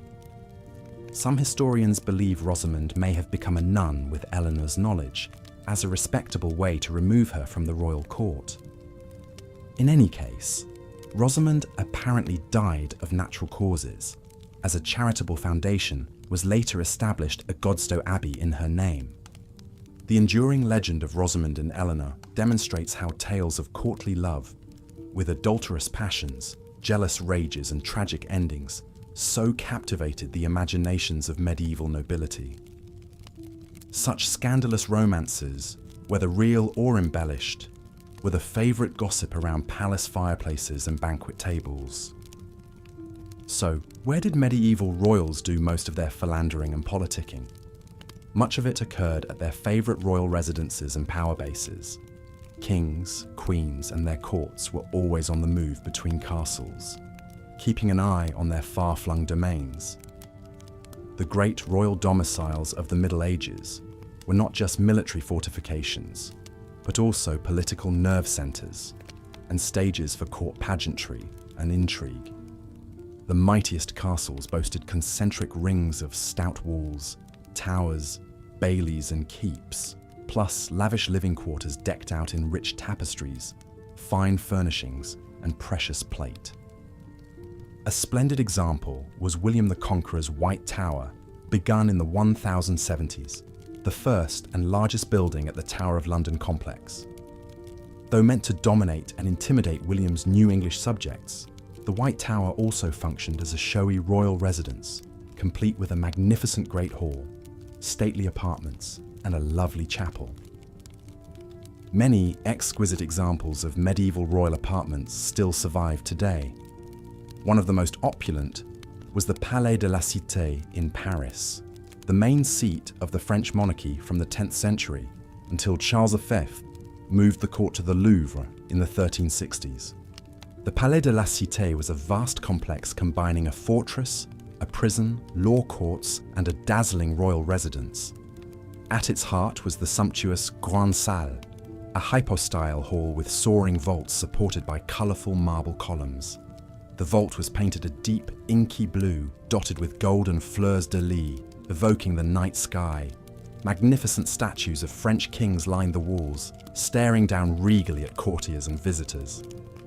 Though the Grande Salle was mostly destroyed by a fire in 1618, we can still marvel at one of its exquisite side chambers, the fairy tale Sainte-Chapelle. This glorious Gothic chapel was built by King Louis IX in the 1240s to house the supposed crown of thorns and other relics of Christ's Passion.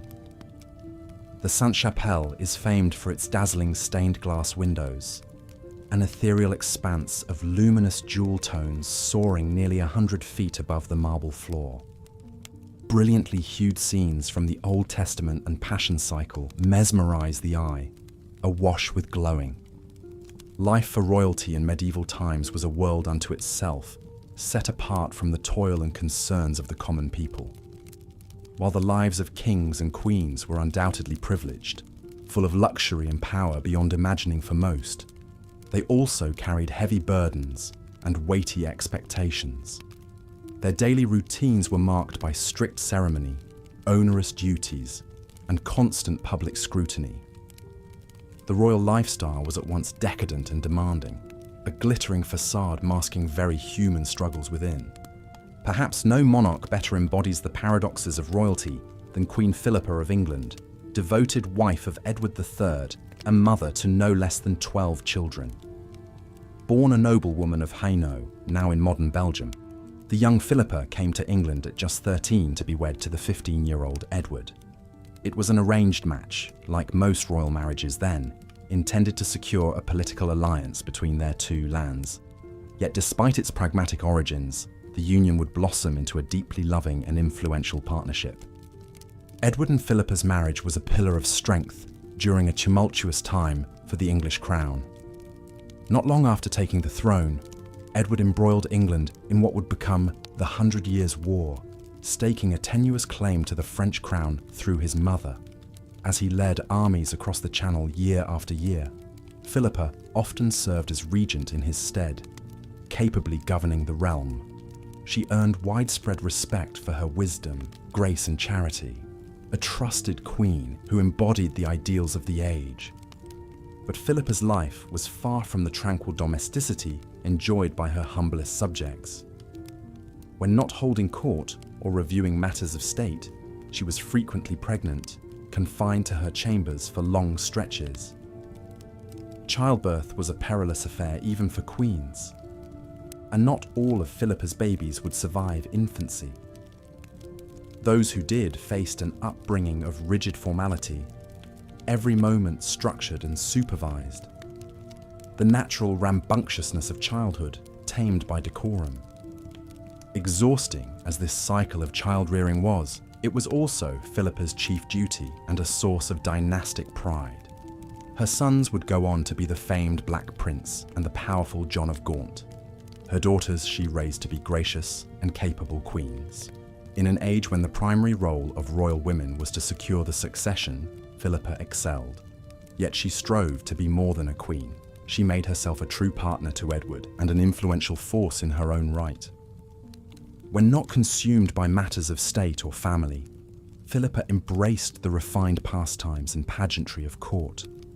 She had a passion for fine clothing and is said to have kept a wardrobe unmatched in opulence. She looked regal even by the sumptuous standards of 14th century nobility, swathed in jewels and billowing gowns.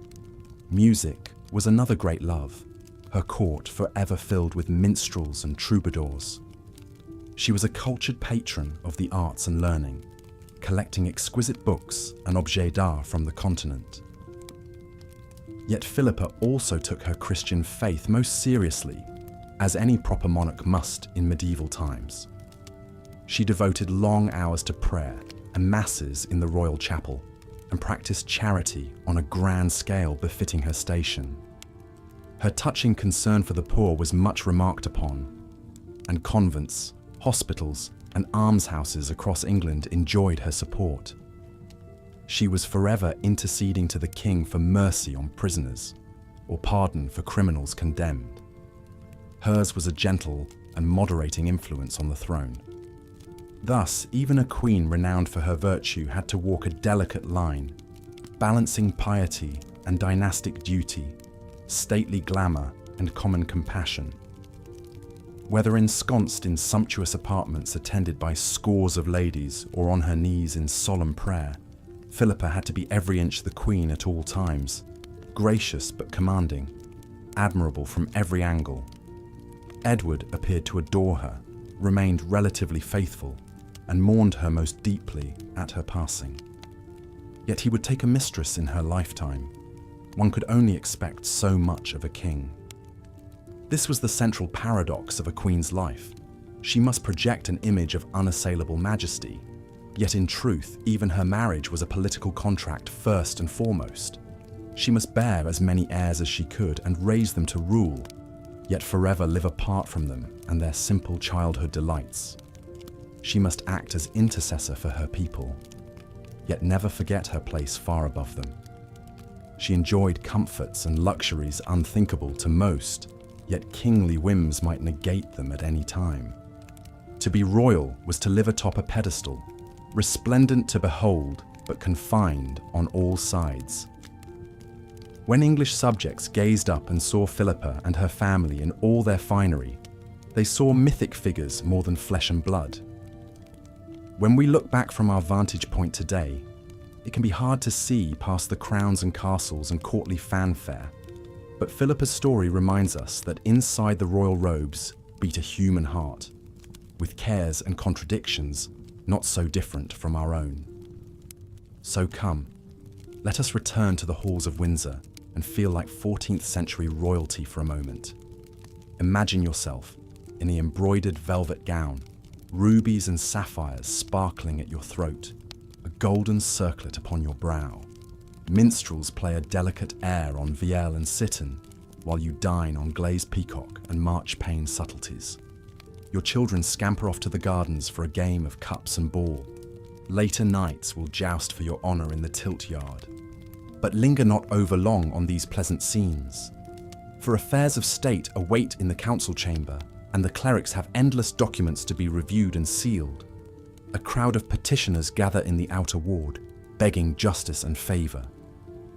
There are disputes to settle between fractious lords, and the Scots are raiding the northern marches again. Your eldest son, still just a youth, must away to France and the battlefield, and all the while you feel a new babe quickening in your womb. Such is the life for medieval royalty. The great wheel of history turns on, and we must turn with it, leaving Philippa and her vanished world behind. But let us carry with us a certain empathy for those long ago lords and ladies.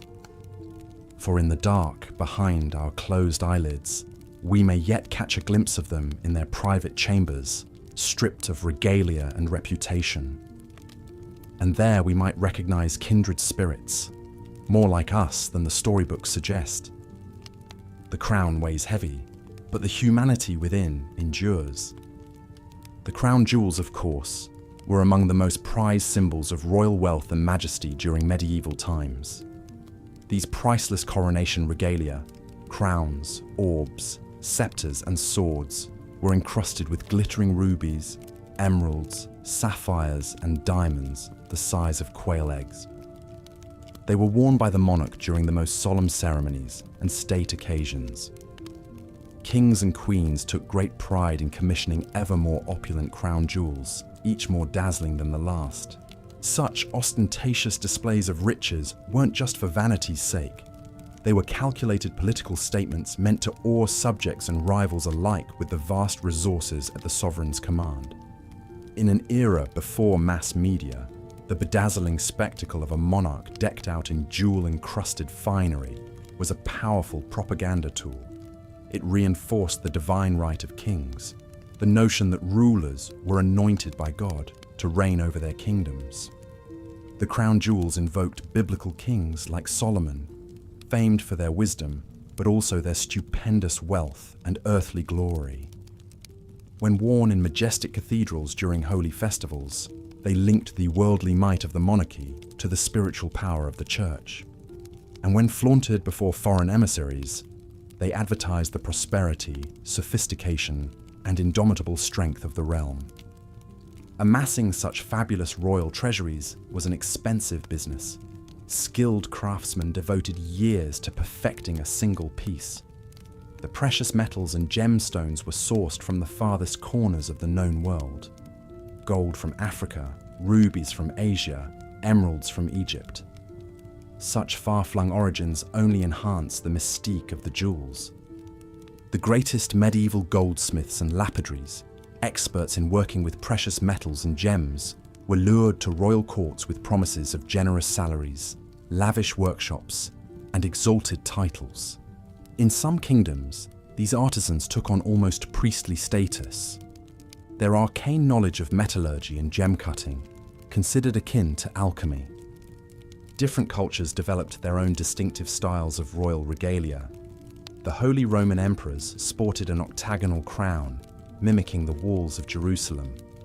Byzantines favored pendilia, bejeweled ornaments hanging from the crown over the ruler's cheeks and ears. English kings often held scepters topped with a cross or dove to symbolize just and peaceful sovereignty. Protecting such immensely valuable royal possessions was paramount. The crown jewels were locked away in the deepest castle vaults, guarded around the clock by the most incorruptible soldiers. Merely to handle them without permission was considered treasonous. But for all the best efforts of even the most eagle-eyed warders, the dazzling allure of the jewels sometimes proved too tempting. In 1303, the treasury at Westminster Abbey was daringly robbed. The golden crown, scepters and rings of Edward the Confessor were stolen by a mysterious band of thieves. Sacrilegious as the crime was, one can almost admire the audacity of these bandits, bold as brass, making off with the most jealously guarded treasures in all the land. The repercussions were swift and terrible. Every able-bodied man in London was ordered to help with the hunt. The city gates were sealed for days. Dozens of suspects were rounded up, and one presumes the jailers weren't too fussed about observing Magna Carta rights. Though most of the jewels were eventually recovered, the crown was damaged beyond repair. This legendary heist later inspired many a ballad and morality tale, with the moral being, of course, that it is easier for a camel to pass through the eye of a needle than for a thief to escape the king's justice. For commoners, even glimpsing the crown jewels was a once-in-a-lifetime experience. Perhaps a chance peek as the royal procession wound its way to Westminster for a coronation, or a tantalizing glint of gold as the monarch sat enthroned in full regalia. Ironically then, For most medieval folk, the royal crown jewels were like that famous Arthurian quest object, a glimpse of the Holy Grail, radiant and otherworldly, but forever out of reach behind castle walls. Marvellous to dream about, though. Those huge, hypnotically sparkling gemstones, the warmth of that soft, lustrous beaten gold, the sheer majesty embodied in each priceless, timeless treasure. However much the jewels bedazzled the public imagination, for the royals themselves, they could sometimes be a weighty reminder of the burdens of kingship.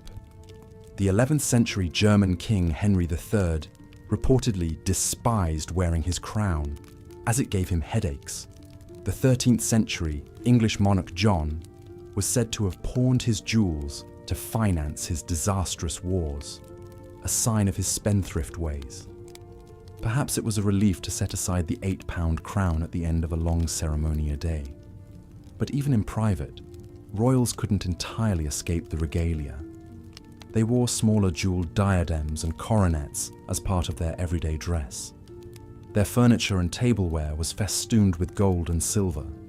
Jewels glittered from every scabbard, goblet and slipper. Such all-encompassing opulence was customary and expected. A medieval king couldn't very well greet the Venetian ambassadors wearing a monk's rough-spun robes and a wooden bowl. Royalty had an image to uphold, one synonymous with the finest things in life, meant to mirror God's heavenly splendor and awe the masses into obedience. In a world of backbreaking poverty for most, rulers had to both look and live the part of the elect. A race of gilded demigods, draped in the most precious earthly treasures known to man. As much as we moderns might raise an eyebrow at such conspicuous consumption, there's no denying the sheer aesthetic pleasure of these magnificent artifacts. Just picture the coronation crown of the Holy Roman Empire, a soaring gold affair studded with sapphires, pearls, and an enormous ocean blue aquamarine. Or the Alfred Jewel, that Anglo-Saxon amulet with its enigmatic enamel portrait as vividly coloured as the day it was fired. These sublime treasures still have the power to enchant and inspire. And though the kings and queens who once wore them are long gone, the crown jewels remain, tangible symbols of the wealth, power, and glory of royalty in times past. More than mere ornaments, they are the glittering stuff of legends.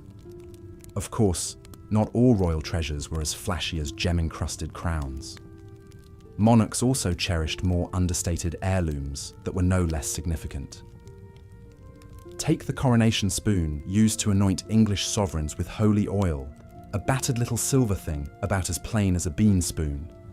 But it dated back to the 12th century and was believed to be the only relic to survive the plundering of the crown jewels in the English Civil War. As such, it was imbued with sacral and historic value far beyond its appearance. Or consider the bizarre Reichenau sword and scabbard, a 10th century German weapon with an ornate scabbard of chased silver, patterned with fantastical faces melting into each other.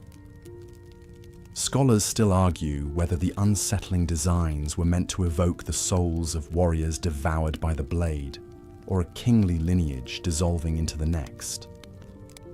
In any case, it is a sublimely eerie piece of craftsmanship and a window into the more outre side of medieval aesthetics. But such grim-seeming oddities were the exception in royal treasure hoards. For the most part, the emphasis was firmly on displays of wealth, beauty, and exquisite workmanship that attested to the refinement and might of the ruling class. Where commoners made do with crudely thatched huts, rag clothing, and leather trenchers, the king and his court enjoyed the ne plus ultra in every department. The most intricate tapestries, the most towering Gothic cathedrals, the most beguiling music. Luxuries like spices, silks, and stained glass were imported at staggering expense from the far reaches of the globe. Teams of tailors, goldsmiths, and furniture makers were kept on permanent retainer to furnish an endless stream of sumptuous goods. The royal wardrobe alone was vast enough to clothe a small city. from ermine-trimmed robes to jeweled slippers to gold-plaited underpants. No wonder that, for the average swineherd or scullery maid, the royal lifestyle seemed as impossibly remote and marvellous as that of archangels or fairy kings.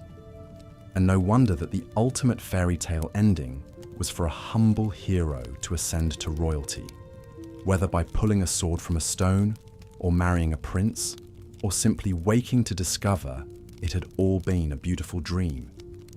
Yet even in their finest silks and most pompous ceremonies, medieval monarchs were only flesh and blood. They weren't immune to the same everyday ailments, emotions and indignities as the lowliest peasant. One can picture the royals nursing headaches after too much Rhenish wine, or discreetly scratching their lice-ridden wigs, or grumpily changing out of those stiff brocaded tunics into something a tad more comfy. It's this human touch that makes them relatable across the yawning centuries. Underneath all the padded pomp and circumstance, kings and queens worried about their unruly offspring, griped about their gambling debts, and suffered from indigestion, just like anyone else. They simply did so while swanning about in palatial splendour and sporting gem-studded underwear. So as we drift off to sleep, let us dream of those long-ago lords and ladies holding court in halls hung with unicorn tapestries, supping on gold-flecked pies and rose-petal puddings, dancing the farandole by candlelight in velvet sleeves and pearl-sewn veils. A world of wonders as fabulous and far off as an illuminated page from a book of hours, yet inhabited by royals who were just as human as you or I, once you pried off their crowns. Good night, sweet princes and princesses of the distant past, and flights of angels sing thee to thy rest. As we've seen, the lives of medieval monarchs were filled with grand ceremony and courtly splendour, but also weighty responsibilities and religious devotion. Perhaps no rulers embodied these contrasts quite like the 14th century English King Edward III and his queen consort, Philippa of Hainault. Edward was crowned at the tender age of 14 after the forced abdication of his father, Edward II. The young king quickly proved himself a capable ruler, a military commander, leading England into the early stages of what would become the 100 Years' War with France. Edward asserted his claim to the French throne through his mother, Isabella, the so-called she-wolf of France. This conflict would consume much of Edward's reign and come to define the chivalric ideals of his court. Alongside her ambitious husband, Queen Philippa presided over a glittering royal household teeming with nobles, courtiers, servants, and visiting dignitaries.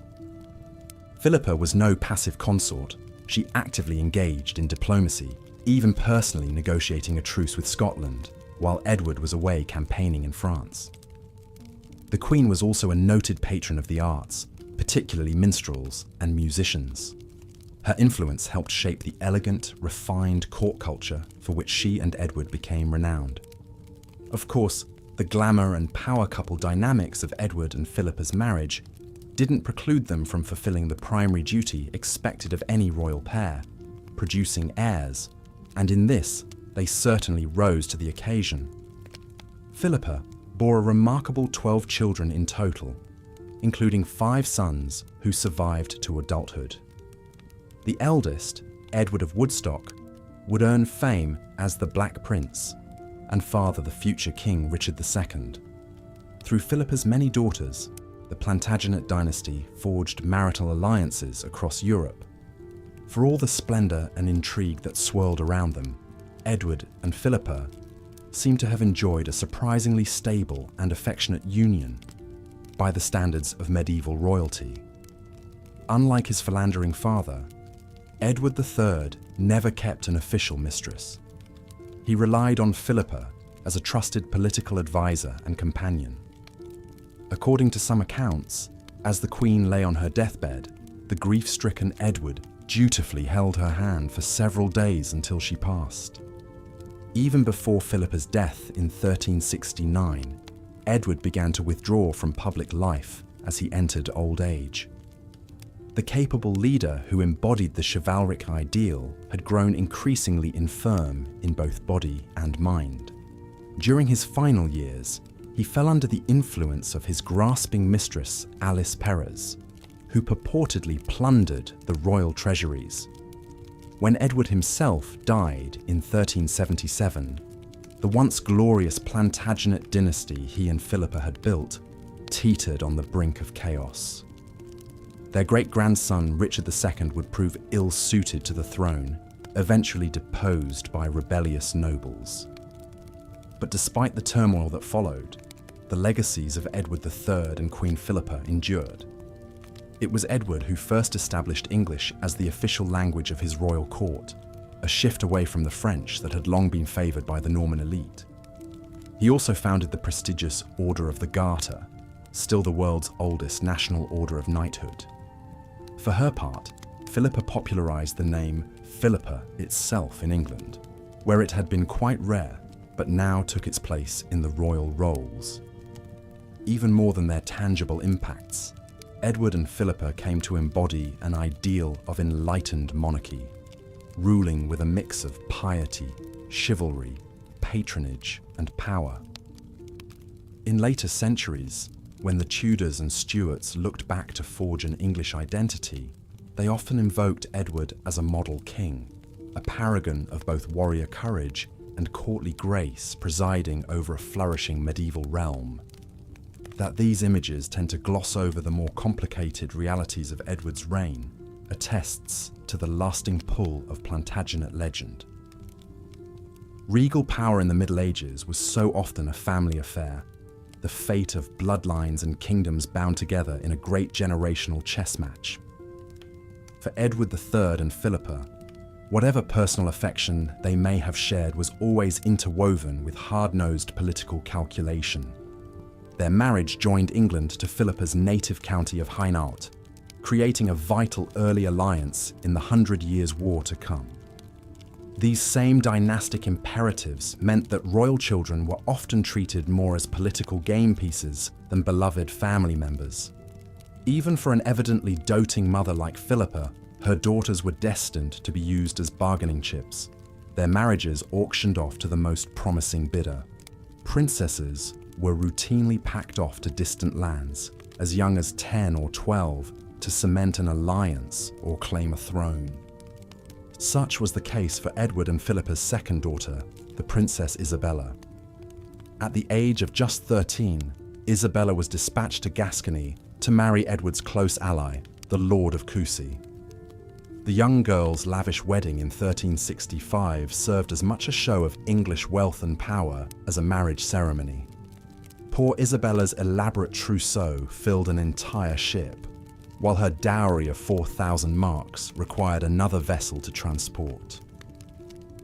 The Lord of Coucy was so impressed by this ostentatious display, he voluntarily became an English vassal on the spot. Marital statecraft aside, the sheer act of giving birth was a crucial role, indeed a risky duty, for any medieval queen.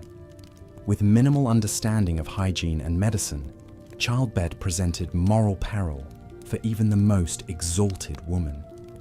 Doubtless, even Philippa, who enjoyed the era's most advanced obstetric care, felt a shiver of dread each time her belly swelled with child. Perhaps she whispered a prayer to St. Margaret, the patron saint of pregnant women, or clutched an amulet of precious stones believed to aid in delivery. Of course, as with so many aspects of medieval life, royal births were witnessed by many and imbued with great political significance. When her time drew near, Philippa would take her chamber, retiring with her ladies to await labour in a darkened room sealed tightly against evil humours. As soon as a new prince or princess issued forth, bells pealed and bonfires blazed to celebrate another successful act of dynastic continuity, and a beaming Edward would dispatch riders to spread news of his expanded brood to all corners of the realm. For royal and peasant alike, children were the keys to power, whether that meant an heir to carry on a royal lineage, or simply extra hands to work the land. But even the most illustrious bloodlines must someday end. Edward III outlived both his beloved queen and his eldest son, the famed Black Prince. He died a dribbling shell of his former self, the realm he'd once commanded, already slipping into discord. There's a certain poetic symmetry to the fact that Edward was ultimately succeeded by his young grandson, Richard II, who was himself deposed and probably murdered. In the end, even the mightiest medieval monarch was made of the same breakable flesh and blood as the lowliest serf. The royal crown was always a heavy burden to bear, even when lined with the softest ermine. Perhaps there's cold comfort to be found in that essential equality. Whatever our station in life, we all grow, strive, scheme, and hurt. We love and we lose. We play our role upon fortune's stage for a brief hour, and then are heard no more. Kings and peasants alike return to the same silent dust from whence we came. And yet, some royal sparkle still catches the eye across the ages. In the heraldic lions stitched on a mouldering banner, or the entwined initials illuminated in a book of hours, in the ghostly chivalry of a poem praising long-dead knights and ladies. The traces linger like the scent of incense in a draughty chapel, or the half-remembered remnants of a dream upon waking. A dream of caparisoned steeds prancing down a tilt yard, of minstrels' melodies echoing in a rushes-strewn hall, of a gentle queen dispensing alms to the poor with a gracious hand.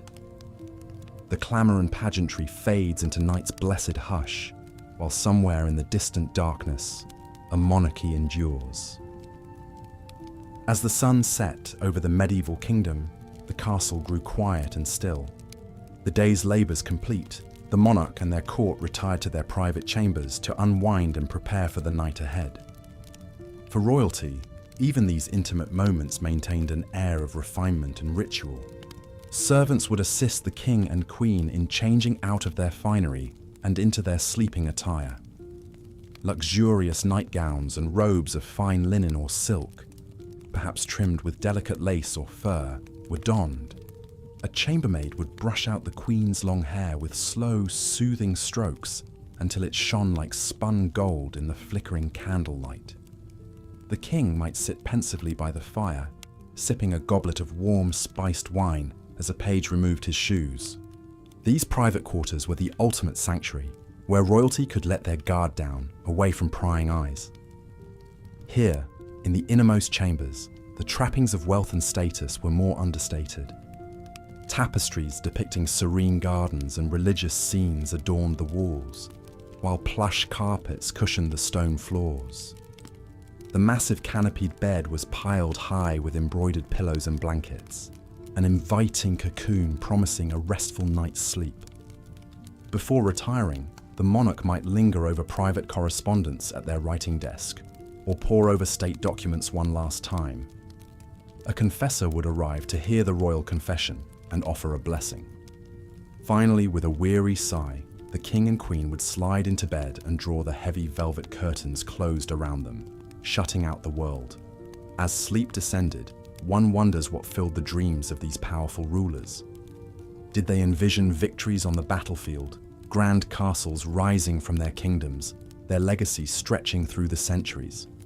Or perhaps in sleep, they were simply ordinary men and women, rejoicing, grieving, hoping, and loving just like any other. Kings and paupers alike look peaceful in slumber, the burdens and blessings of their lives temporarily forgotten. Though we often imagine royalty living in unimaginable splendor, in truth their lives were an inseparable blend of pageantry and privacy, responsibility and repose. To peer through the gates of a castle is to realize that within those thick stone walls, behind the crowns and gowns, beat hearts not so different from our own. The storied walls of England's Leeds Castle could tell such tales of royal humanity, for this moated manor hosted many medieval monarchs over the centuries. Built in 1119 by the Norman lord Robert de Crèvecoeur, Leeds passed into royal ownership under King Edward I in 1278. This Castle of Queens, Queen of Castles, as it was known, became a favourite retreat of Edward's queen, Eleanor of Castile. Eleanor was renowned for her beauty, intelligence, and fierce devotion to Edward. A Spanish princess, she wed the English prince at the tender age of 13 and stood loyally by his side as he ascended to the throne and fought wars in Wales and Scotland. Together, the royal couple had an impressive 16 children, securing the Plantagenet dynasty. Tragedy struck in 1290 when, travelling to join Edward on campaign, the 49-year-old Eleanor fell ill with a quartan fever. The king rushed to her bedside at the Manor of Harby, but there was nothing to be done. As Edward cradled his beloved wife, Eleanor slipped away, leaving the king utterly bereft. "I loved her tenderly in her lifetime," Edward lamented. "I do not cease to love her now she is dead." In his all-consuming grief, the king erected 12 elaborate stone crosses at each place Eleanor's funeral procession stopped on its journey from Lincoln to London.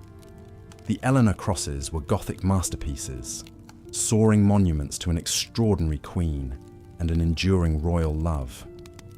Though only fragments remain today, these crosses stand as a testament to the beating heart inside the crown. For all their wealth and power, the royals of medieval times were not immune to the joys and sorrows that comprise mortal life. They too suffered losses and delighted in triumphs, experienced despair and found hope renewed. Next time you gaze upon a crumbling castle or weather-worn statue, remember the human stories, the laughter and the tears, woven into the very fabric of history. As we wander through the dreamscape of the past, we find connection with our royal predecessors, not in their crowns and castles, but in our common humanity. And so, we bid good night to the kings and queens of old, knowing we share one thing above all, the need for rest at the end of a long day. The candles gutter out, the castle sleeps, and history marches ever onward. Good night, dear viewer, and may your dreams be as sweet as a royal lullaby from long ago. As we delve deeper into the lives of royalty during the Middle Ages, it's worth exploring the unique lifestyle they led, one of immense privilege, but also of isolation and expectation. Kings and queens were seen as embodying the highest ideals of nobility, chivalry, and sanctity. They were meant to be exemplars of virtue, piety, and leadership for their subjects to admire and emulate. However, behind the castle walls, monarchs were often more human than the lofty image presented in the history books. They had desires, flaws, and personal struggles just like anyone else. Marriages were often arranged for political gain rather than love or compatibility. Kings were generally expected to take mistresses discreetly, a tacit reality of court life. Queens might turn a blind eye to such dalliances to maintain stability and dignity. The lack of privacy was another challenge for medieval royals. From the moment they awoke to their last waking hour, monarchs were constantly attended by a retinue of servants, courtiers, petitioners, and advisors. Every move was watched, every decision scrutinized. A ruler's time was rarely their own. They lived in service to their role and the realm. The pressure to project an image of strength, justice, wisdom, and largesse was unrelenting. Perhaps no ruler embodied these tensions more than the 12th century Queen Eleanor of Aquitaine. Born the wealthy heiress to a vast duchy in France, Eleanor first married King Louis VII at age 15. Beautiful, strong-willed, and highly educated, she was more than a typical political pawn. Eleanor even joined Louis on the Second Crusade to the Holy Land, leading her own troops as an Amazonian figure. However, the pious Louis grew resentful of Eleanor's more worldly ways. After 15 years, their marriage was annulled on grounds of consanguinity. But Eleanor's story was just beginning. Within weeks, she wed the young Count Henry Plantagenet, who shortly became King Henry II of England, once Louis's vassal and rival. Eleanor bore Henry 8 children, including the future kings Richard the Lionheart and John Lackland. As Queen of England, Eleanor fashioned herself a cultivated, cunning player on the world's stage. She was the matriarch of the vast Plantagenet Empire, spanning England and much of France.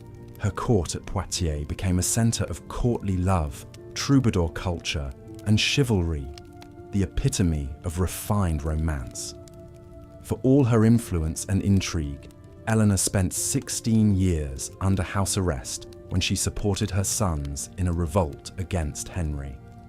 Ever resilient, she re-emerged after Henry's death, ruling as regent in Richard's absence.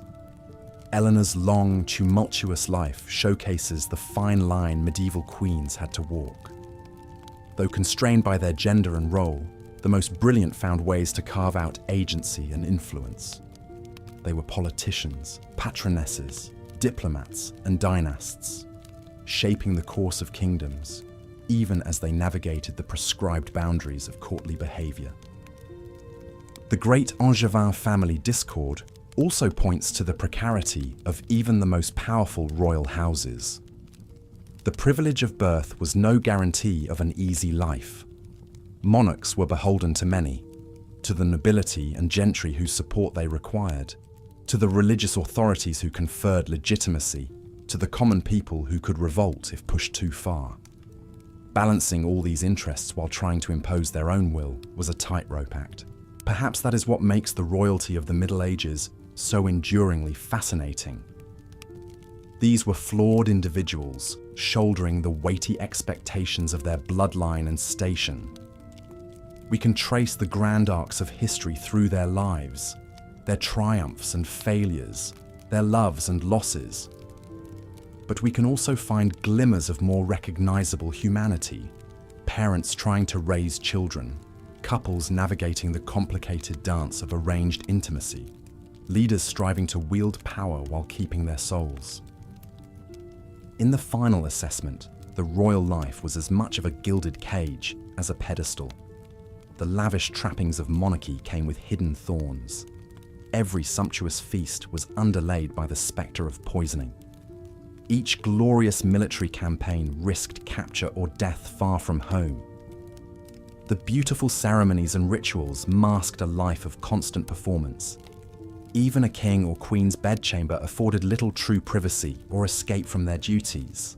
So while the pageantry and power of royalty exerts an eternal allure, we might also spare a thought for the human beings beneath the crowns, trapped in the machinations and intrigues that the hands of history had dealt them. Their exalted positions did not inure them from tragedy, heartbreak, or the knowledge that their personal legacies would be the stuff of chronicle and memory for centuries to come. It was a rarefied existence, privileged beyond measure, but also binding and burdensome in its way. As we conclude our journey through the lush, dramatic, but also surprisingly human annals of medieval royalty, one might feel both a sense of distance from and kinship with these storied sovereigns of old. The world they inhabited was in many ways impossibly different from our own, steeped in strange traditions and striking inequities. And yet, when we look past the ermine-trimmed robes and jeweled crowns, we find familiar struggles, hopes, and imperfections. In the end, perhaps that is the most enduring lesson the royals of the Middle Ages can impart from across the centuries, that no matter how high one's station or dire one's circumstances, we all share a common humanity that binds us together. Kings and commoners alike are but players on the great stage of history, each with roles to fulfill before yielding to the next generation in the unending cycle of birth, ambition, striving, and decline that is the mortal condition. So as we drift off to dream of chivalrous knights and resplendent queens in their towering castles and soaring cathedrals, let us carry with us a kernel of empathy for these impossibly distant and yet strikingly relatable figures. For in the final accounting, we are all united by the same fears and foibles, the same yearning to love and be remembered, to forge meaning and connection in our brief turn upon this earth. And with that, my dear friends, we come to the end of our reverie. If this visit to the realms of medieval royalty has proven a pleasant diversion, Perhaps you would do this humble chronicler the kindness of sharing this tale with other curious souls in search of a bedtime yarn. Your interest is the most treasured coin in our storytelling coffers. Until we meet again on some other narrative shore, I bid you the very warmest of goodbyes, and may your own dreams be as sweet as a minstrel's lullaby echoing through the peaceful night air.